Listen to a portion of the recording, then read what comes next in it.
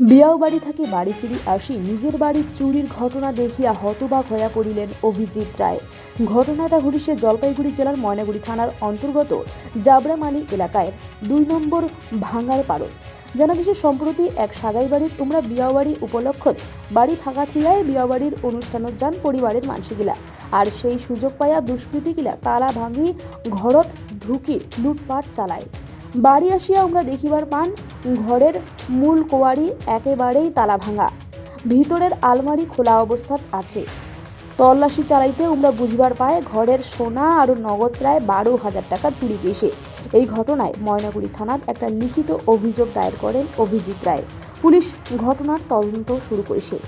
এলাকাত এই ঘটনা ছড়ি পড়িতেই আউকাশাং শুরু হয়ে গেছে। নতুন বন্দর থাকি মহাদেব প্রামাণিকের রিপোর্ট আমার চ্যানেল। আমার নাম অভিজিৎ রায়। আমাদের বাড়িতে চুরি হয়েছে। কি কি নিয়ে গেছে? সোনার জিনিস, টাকা, রেশন কার্ড, ডকুমেন্টস অনেক কিছু নিয়ে গেছে। কি কি ডকুমেন্টস নিয়ে গেছে? আর রেশন কার্ড নিয়ে গেছে, তারপর কাপড় চোপড় নিয়ে গেছে, আচ্ছা 12-13 হাজার টাকার মতো। আচ্ছা, এছাড়াও সোনার কি কি জিনিস নিয়ে গেছে? কানের দুল, নাকের ফুল।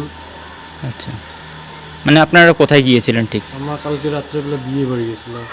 আমরা সামনের গেট খুলে দেখতেছি যে আমাদের ঘরে তালা ভাঙা, সুটকেস ভাঙা। তারপরে এদিকে পিছনের গেটের এদিকে এসে দেখতেছি পিছনের গেট ভাঙছে। আচ্ছা, তারপরে ঘরের ভেতর টাকা রাখানোর যে বাক্স একটা ছিল ওইটাও ভাঙছে।